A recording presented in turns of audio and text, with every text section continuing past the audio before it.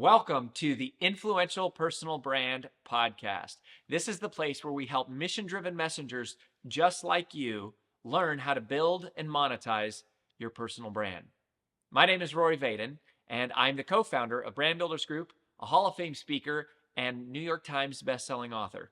And this show is to help experts learn how to become more wealthy and well-known. I know you're going to love it. Thanks for being here. Let's get started. It's one of my favorite things when one of the people that we get a chance to teach becomes one of the people that we get to learn from. And that's what's going to happen today with my dear friend, Lesley Logan.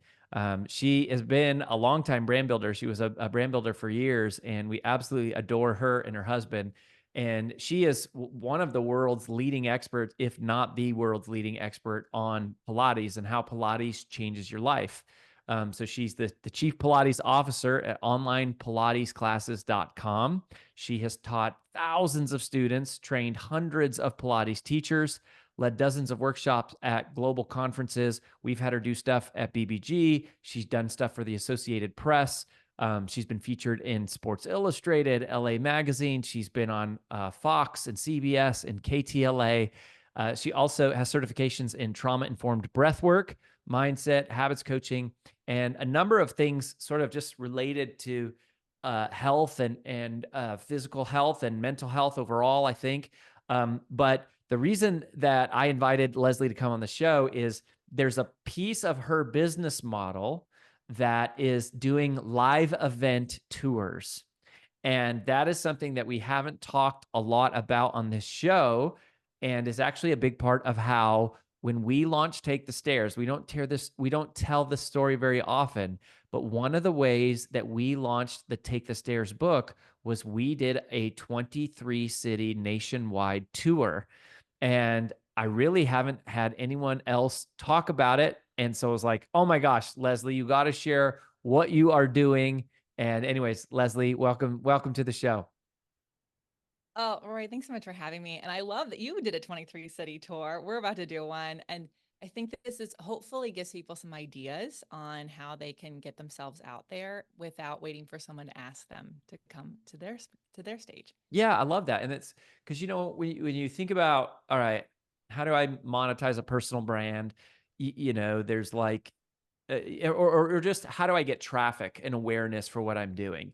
There's sort of like the online world, which is ads and webinars and funnels and social media and podcasting and YouTube and all things that can work and do work if you know how to do them right. And then there's sort of like, this offline world of like hand-to-hand sales and referrals, and there's that. And then there's speaking and speaking at events.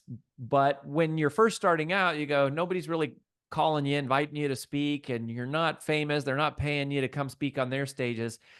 And so the idea of building your own stage, building your own event is so powerful. And that is what we did with Take the Stairs. We had a tour bus actually and did it.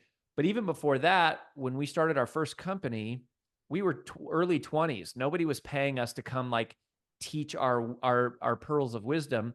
And so we were doing our own events. We were doing public seminars and we would sell tickets to them.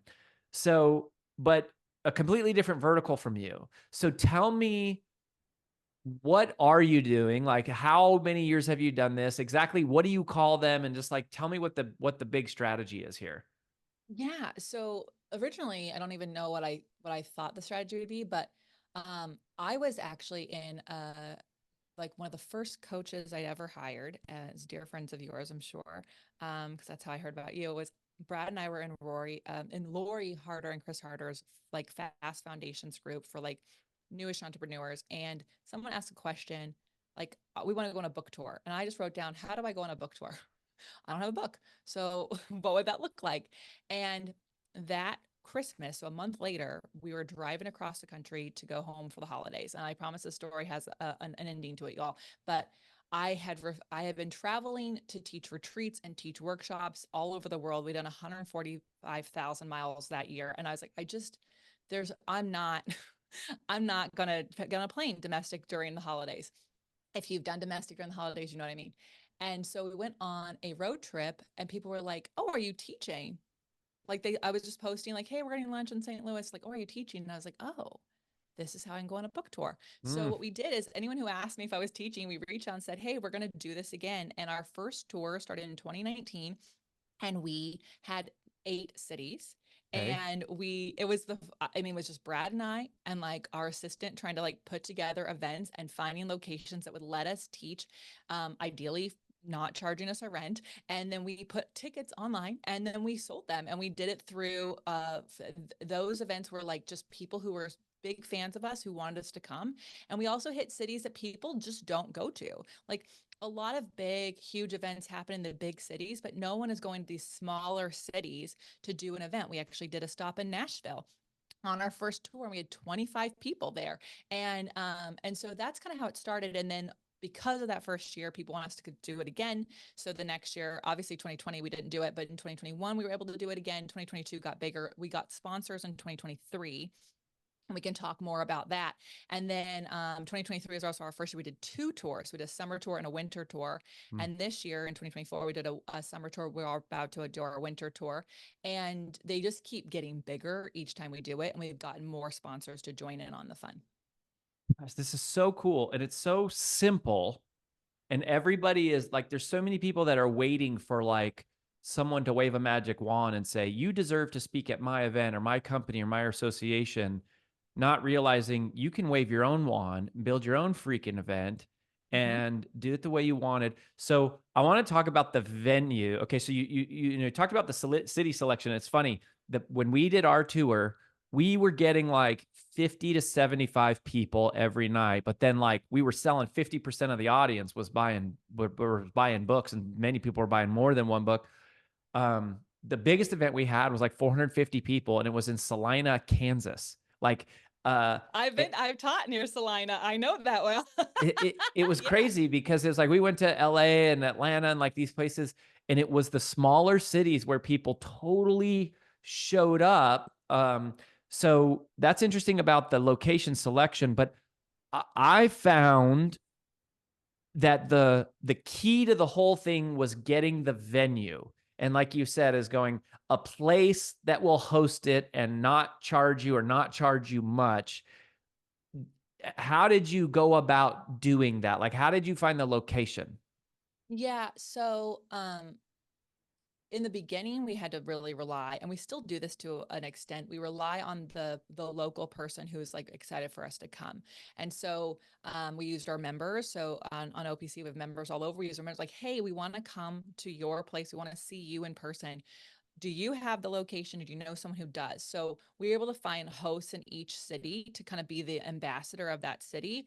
And they either found us we used their space, or they found us a space that was rent free, or because we actually do a rev share with all of our hosts because it helps us. Like, yes, we could spend money on ads, but that cuts into all the margins. And to be completely honest, like we try not to do ads unless we really, really need to. And what we found is we usually have to do ads when it's a big city. Like you'd be surprised at how hard it is for me to sell Los Angeles when I lived there for 14 years Mm. versus Kansas City, and I've never been like, so what we do is we rely on the person who's on the ground there.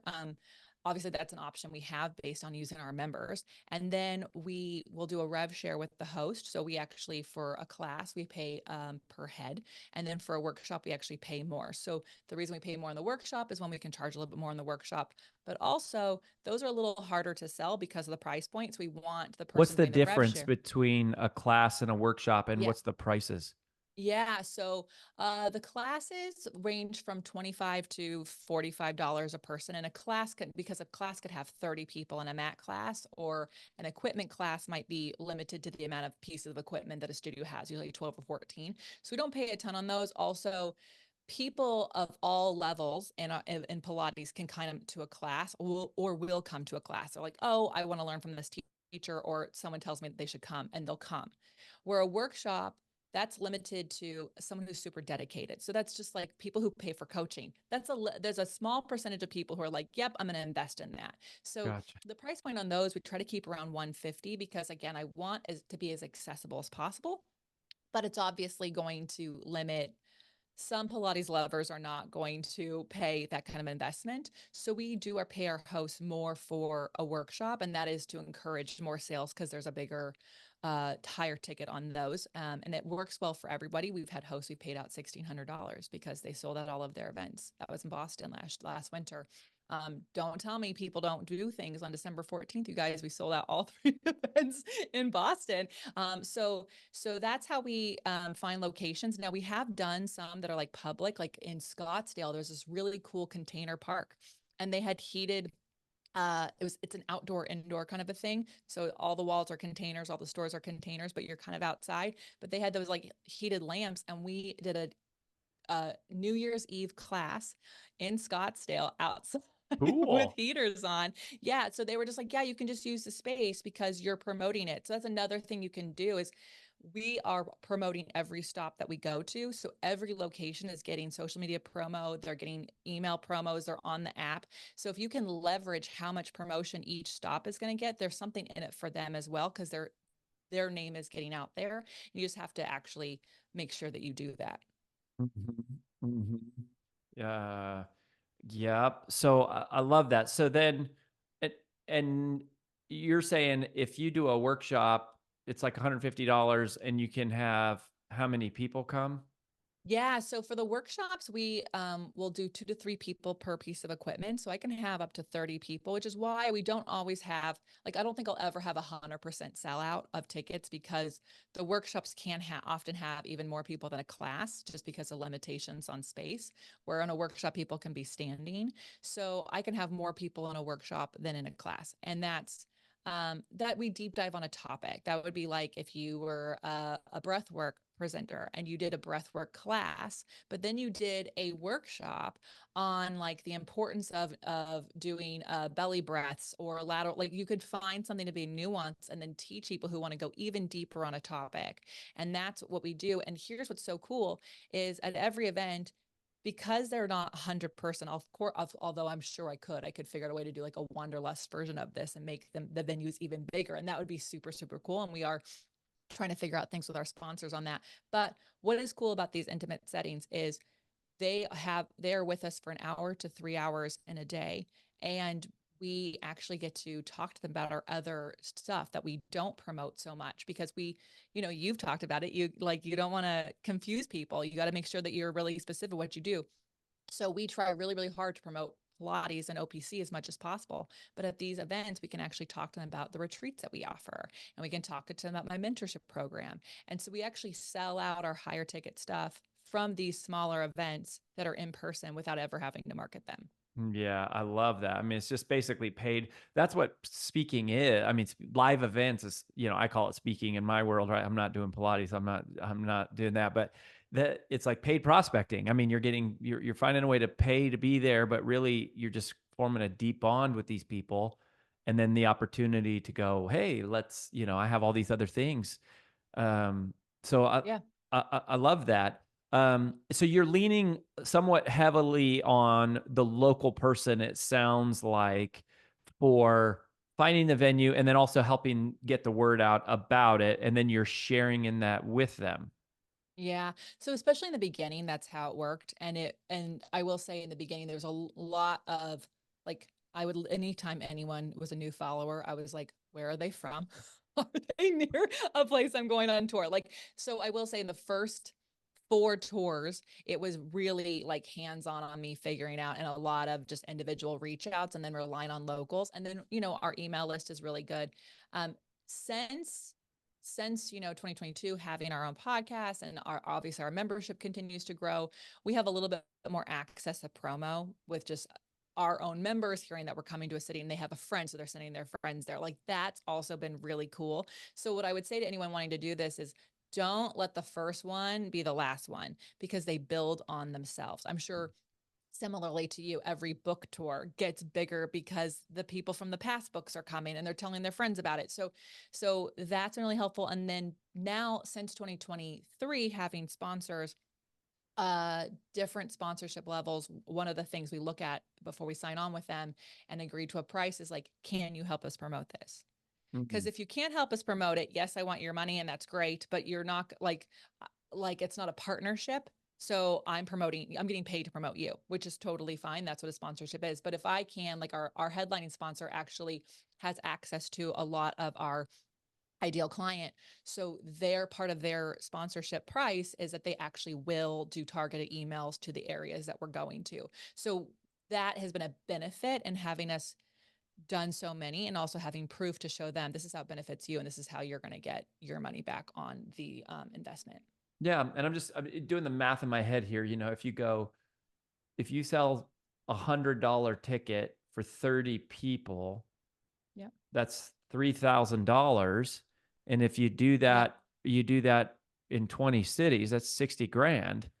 And you can Yeah. do a 20 city Yeah. tour in a couple months, I guess, like a month or two. Mm-hmm. I I would mean, probably push that in a month because I like to get home. uh-huh. But yeah, you totally can. This is what's like so our goal for these tours and if anyone is listening who's coming to my tours, like our impact is always like the reason why we do this, right? But our goal for like as a business for doing them is how can these make us 50 plus grand as a company? Because they do take a lot of time to put together. Like that's time that's the you don't like what people don't see is like and I can go into more detail of like what the back end looks like, but there's lots of hours of reaching out. Now that we are on our seventh tour, we have people who we have a sheet that they can request us to come to. So that makes this a little easier. But there are contracts that have to go out. There's all this the planning beforehand. There's logistics. We use a really cool app that allows us to plan out literally where we're sleeping, where we're eating, where we're stopping, who we're seeing for lunch when we're getting there. So it's a whole. It's like if I was What going on a what comedy is it? tour, right? The app Yeah. we use Wanderlog, and you guys the free version. Like you don't we it's called Wanderlog. I think it's for like people who do road tripping. And so we invested as a company on a van that we can outfit and live in. So we can reduce a lot of our costs because we're Mm. not staying in hotels. And then it's not completely built out, but it can carry equipment. So the other thing that you can think about if you're wanting to do one of these things is like, it's not even just the money on the tickets. Maybe you want to do it where you don't have a high ticket fee like I do, but what we also can do is I make money on affiliates. So one of our headlining sponsors, I'm an affiliate for. So I get sales off of Pilates equipment from them. So at the end of a tour, I am getting paid still on the affiliates from different events and then also the other sales that we can make on that. So there's all these the more you do it, the more you can think like, oh, okay, I can bring this company in and they can be I can be affiliate for the blankets people are going to sit on, or so that people are trying things out. And we just really keep trying to figure out how do we make this better for the person coming, and then how do we make sure that also benefits the company that we're working with, and then of course our company, so everyone is winning. How do you how do you manage the ticket sales? Like how do you collect the money and like schedule like here's our tour dates and like all of that? Is there a tool Yeah. that you use? So two things we use. So we use monday.com as a like project management tool. And the way it is used, like I can literally look at the board and has every city, it will have every single person who buys a ticket. So our websites are built on WordPress. So we are going to use probably WooCommerce on that, but sell the tickets through our own site. So we're only losing money on the Stripe fees. That's, which is like the best thing you can do. We also, this is something that's really important. We make sure everything is non-refundable, but it can be transferred to a friend.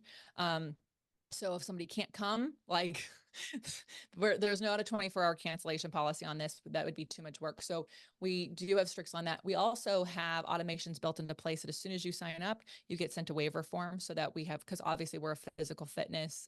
We do need to have waivers for that. But it's something to think about with your event. Like, do you need to have waivers? And so we have all the tours, all the stops on the site. We're trying to get better with just the layout of it because the current tool we use shows like every single event. So if you are the last stop, you're going through like 60 events, which we Mm-hmm. don't really love. We'd like it to be citywide. So we're looking at a different plugin tool for our winter tour for that. But they can buy through our site. And then our site has obviously all the automations in place that pushes it to our project tool, which lets us know which city each person's going to, what they signed up for, so we can check them in at the event. And Brad can actually see like, okay, you signed your waiver. All right, you can go. Oh, you didn't sign your waiver. Sit over here and go sign a waiver. So we have things in place for that. But if you're just starting out, like, my goodness, Eventbrite is still a thing. You could probably use that. Like, I would say you don't make it so complicated to get started, because each tour you can change how the interface works to make it better on getting yourself set up. Mhm.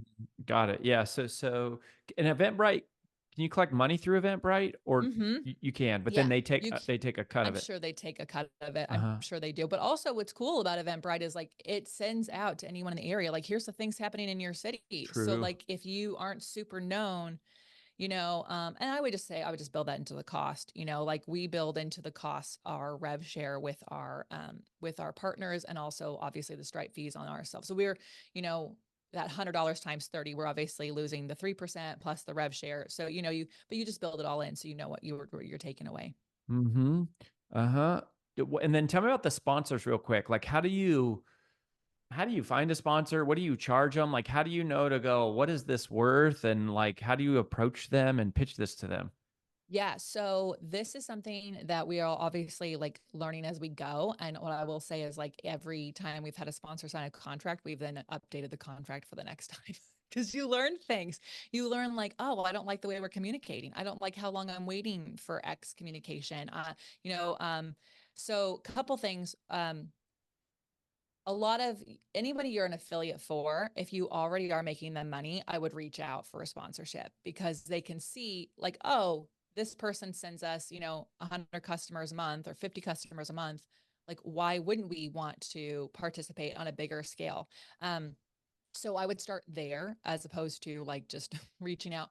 We do have a publicist who has been working with other companies to do sponsorships. I will say that hasn't, we've only gotten one through her. So as far as, like, can you pay to play? You can, but it doesn't mean you're getting anything. So we have been able to get one, because she put out, like, hey, we've got this tour, and they're willing, and the ask is $5,000. Um, so that there are different things like that, where publicists for different companies are looking to see what they can pay for. But how I got our biggest sponsor is relationships. And I think that's probably how you do a lot of your things and a lot of the coaching. And I'm sure everyone listens, like, oh, this is so annoying, I have to network. But, like, truly, like, go and network. So I'm already hired to speak at conferences. So I went to the person who hosts those conferences, and I said, hey, you're never going to go to Spokane, Washington. Like, we already know you're not going to do Bend, Oregon. You're not going to do these places, because the draw isn't as huge. You're not going to get hundreds of people to go to this. So what if you sponsored our tour, where we're going into smaller cities, we're doing these events, and we're putting your product already in front of them? We can do it on a bigger scale if we have your help. And so that's really how we got our first sponsor. And then what we did to figure out, like, what can we offer them, is, first of all, just sit down and write down everything you could do. Like, what would, like, first of all, Like what for the could you do? sponsor, like And what, then that's what I was going to ask. Like, mm-hmm, what's in it? So what's in yeah. it for the sponsor? How do you make it valuable for them? Yeah. Yeah. So, and again, we didn't have a sponsor until our fourth tour. So, Mm. because we needed to have, and I do think you need to have some sort of proof of concept of your ticket sales. So you might have already had done something where you could prove that. I didn't, we had the 2019 tour. We didn't have 2020. 2021 was half. And then 2022, we got to go back to our full, thing. So we had to take our stats, and this is really important. You want to have ticket sales stats. You want to have any kind of demographic stats you can give them, because this is what sponsors are going to want to know. It's the same thing as having a sponsor for a podcast. They're going to want to know what it is. So the more information you can have, the better. So we could go to them with 3 tours and say, on average, this is what our current ticket sales are, and this is who's coming. And this is what we are charging, this is what our payouts are. And then this is, by the way, like, what we're already doing. We're already putting their product in front of them. We're already putting this in front of them. So really having that information, but then what do they get in exchange for their money? So what I would write down is, like, all the different ways you could promote a product, not just on your event, or at your event, but, like, before and after. So we wrote down, like, what do we have access to already? What do we have? So at the time we had just launched an app. Guess what? Every time we open an app, there's 2 seconds where you look at a logo. We could sponsor that. We could put that as the sponsors logo instead of our own. We can make sure that they're on, obviously, every page for for the promo, but also the social media posts. So we just wrote down like what are all the different things we would be doing to promote this tour before, during, and after, and what can we sell on that. So we made 3 different sponsorship packages, and I think this is important, just like what you guys would do for like coaching you've done on like collapsible like packages. Like what are the different tiers, right? So this tier gets all these things, the second tier gets this. We do have a free tier, meaning that it is, we don't get paid from the sponsors, but the sponsors give us product to give away. So the Mhm. sponsors can be paying a lot of money in physical product. And I really like those sponsors because they help us have prizes to give away, and it makes people excited that they could win something, and it's really fun. And then, people get in front of it. But the top 2 tiers are paid, and we just go through like, do they get an ad on the podcast? That's just about their product. Is it before the tour, during the tour? Like, what is that going to look like? And then the other thing to just note is like, we have a whole packet that explains who we are as a brand and who we serve and the impact we want to make. And then all the different ways that you're going to be in front of people, and any single piece of data on impressions, likes, shares that we could put together on past tours. And then we just said, but then we get on a call with you and we figure out like what is going to work, right? What do they want? And then based on that, we send out a contract, and that contract will be for both parties to understand like, here's what we're going to do. You tell them the Our most price recent sponsor, before the call. yeah, Yeah. So it's you all have on there. two Like, packages. Like this is what the package includes. so like they're pretty aware of what they're going to be paying. We had someone negotiate with us because they were an alcohol brand, and out of the 13 stops we were going in, they were only in 8 states. Mm. So we were cognizant of that, but also we worked it out where like, you're still gonna get exposure for those 7 cities you're not in. And so here's what I'm willing to do, and here's what we can do about that. And it's very interesting. When you work with an alcohol brand, there's a whole other contract that happens. So like, but I think people don't realize how much they can promote another person's brand in a way that is meaningful to them, especially when you think about like, our 13 city tour had 26 events. That means at 26 events with over 400 people, we told them about our sponsors, not just at the event multiple times, but before the event, in every email that they saw, in their confirmations, in their like, it's in front of them multiple times. So if you were wanting those like 7, what was it, before the pandemic, it was 7 to 17 touch points to get someone to click, they're getting all of those, and most of them in person, which makes them even more attached to those people's brands. So it's really worthwhile. Mm. I love that. I love that. Um, yeah. So then you just did it, and then you do the event. You do an awesome thing. Hmm. If you have products and services to sell, you make them available. You sell people, We and have and a then fun this, table. you just have a table. Bring a table. Yeah, we bring a table. We got one of those little covers, like, again, every time we go, we like upgrade. We feel like, we're like becoming one of those booths that would be at a conference. But we have a table, has the things people can take away. We take pictures with people. We do a group picture, which is really fun. Then we can airdrop it to everyone. And then as soon as they leave, within 2 hours, they're sent a thank you text and email that has a request for a testimonial. Mm-hmm. And we got over 10% of our last tour sent us a testimonial within 24 hours of their event.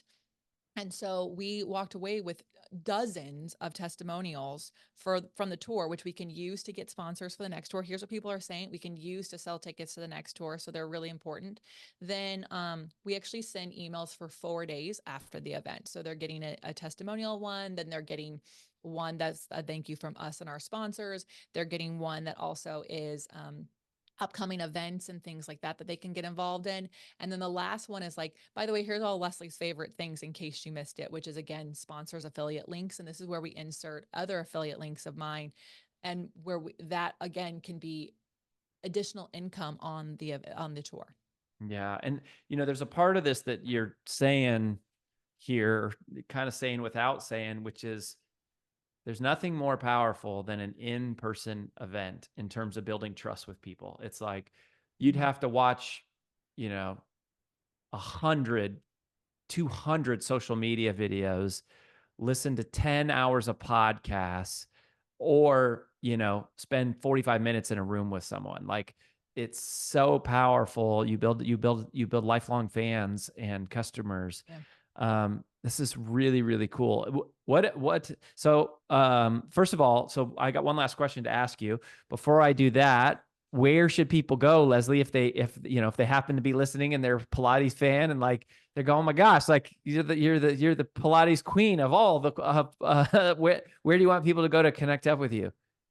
Oh, go to opc.me/40. And that's going to take you to onlinepilatesclasses.com. It's going to allow you to try us out. You're going to be able to enjoy the different things that we have. You do not have to know what Pilates is or how to spell it to start out. We have really amazing products and support for you. That's awesome. So my last question is, what should I have asked you about this business model that I didn't ask you? So if somebody is out there kind of going like, whether it's a book tour or a product launch tour, or maybe it is, like a speaking tour, or like you're doing classes. I mean, CPAs probably wouldn't do this across states, but they could certainly do it in their state. Financial advisors Yeah. could do this kind of thing in their state. Make it Uh, easy for them because like you just like they're like you can stay within some of these unless it's California or Texas, you can do several stops in a weekend. Like you don't even have to take a week off or 2 weeks off. um I cut you off, but you asked, well, it's a question that you didn't ask me. Like, is there anything else And that we need to know about, like, if we were going to try to pull this off and make it a reality?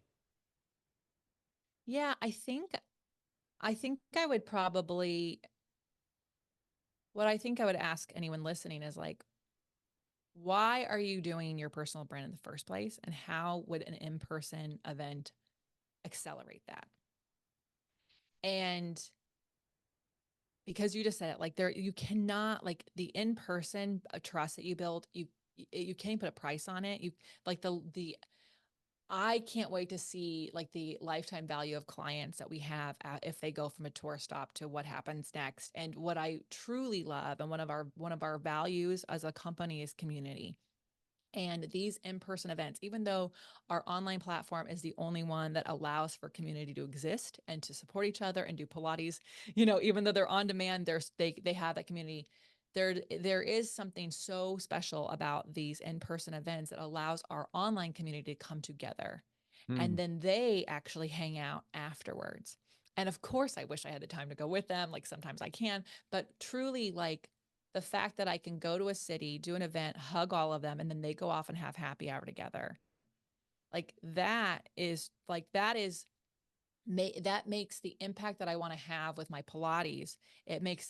It accelerates it on such an amazing level. And then they're doing it, right? And so then they have this empowerment, this agency. And so I would just ask yourself, like, why am I doing my personal brand? Like, what is it? What is the goal of this? What's the impact I want to make? And how does in-person accelerate it? And then start with what you got. So I did not start with a 13 event. We started with 8 cities.